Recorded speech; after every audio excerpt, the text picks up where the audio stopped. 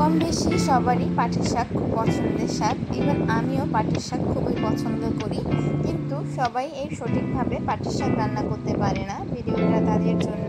আসসালামু আলাইকুম এভরিওয়ান, যে যেখান থেকে দেখছেন আশা করি ভালো আছেন, সুস্থ আছেন। প্রথমে আমি পাটের শাকগুলোকে কেটে ধুয়ে পানি ঝরিয়ে নিয়েছি। আপনারা দেখলেই বুঝতে পারছেন পানি ঝরানো। তারপরে আমি হাঁড়িতে সবগুলো শাক ঢেলে নিয়েছি। এরপরে এর মধ্যে অ্যাড করে দিলাম স্বাদ মতো লবণ। লবণটা আপনারা এখানে স্বাদ মতো বা বুঝে শুনে অ্যাড করবেন। শাকটা এক পাতে দেখা দিলেও পরে শাকটা কমে যাবে যখন শাকটা সিদ্ধ হবে। এরপর আমি পেঁয়াজ অ্যাড করে দিয়েছি। পেঁয়াজ অ্যাড করে দেওয়ার পরে আমি অ্যাড করে দিব রসুন কুচি।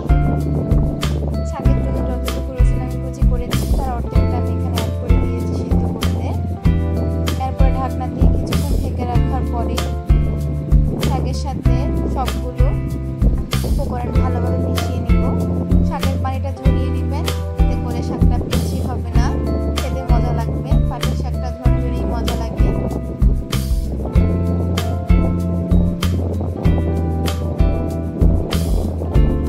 দেখতেই পাচ্ছেন এক হাঁড়ি শাক বসিয়েছিলাম আর এখন অল্প একটু হয়ে গেছে। ভালোভাবে শাকটা সিদ্ধ করে নেব, শাকের পানিও শুকিয়ে নেব। দেখতেই পাচ্ছেন আমার শাকটা প্রায় সিদ্ধ হয়ে এসেছে। এই পর্যায়ে আমি উঠিয়ে রাখবো। এরপরে কড়াইতে আমি শুকনো জল অ্যাড করেছি। সামান্য পরিমাণ তেল দিয়েছি, বেশি তেল দিইনি। বেশি তেল দিয়ে শুকনো ঝালটা ভালোভাবে ভাজা হবে না, তাই তেলটা কম দিয়ে শুকনো ঝালটাকে আমি ভেজে উঠিয়ে রাখবো।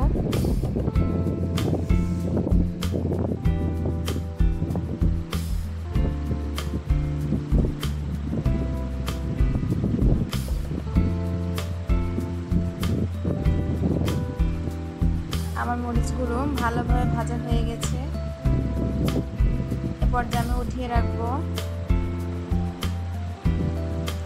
এরপরই ওই কড়াই তেলের সাথে আরও কিছু তেল অ্যাড করে দিব। এরপরে কুচিয়ে রাখা বাকি রসুনগুলো অ্যাড করে দিব, যাতে সুন্দর একটা অ্যারোমা আসে। রসুনগুলোকে আমি ভালোভাবে লাল লাল করে ভেজে নিব।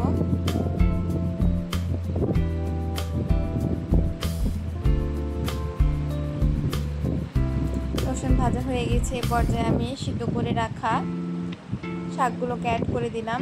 শাক পাতার সাথে ভালোভাবে সবগুলো মিশিয়ে নিব আর দলা পাকানোটাকে ছাড়িয়ে দিব।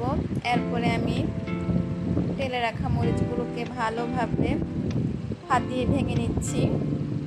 আপনারাও এরকমভাবে মরিচটা দেওয়ার চেষ্টা করবেন, এতে করে মরিচের দানাগুলো আমাদের দাঁতের নিচে পড়ে আর খেতে অসম্ভব মজা লাগে, সুন্দর একটা ঘ্রাণও ছড়ায়।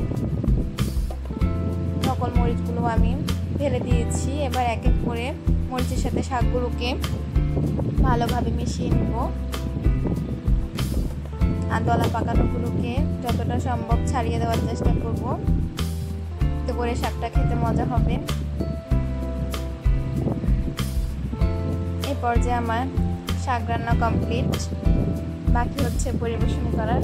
পরিবেশন দেখে আপনারা বুঝবেন শাকটার লুক যেরকম সুন্দর এসেছে, খেতেও অসম্ভব মজা হয়েছে। আপনারা বাসা অবশ্যই ট্রাই করবেন আর আমার চ্যানেলটাকে সাবস্ক্রাইব করে দিতে ভুল করবেন না। আজকে এই পর্যন্তই। সবাই ভালো থাকবেন, সুস্থ থাকবেন।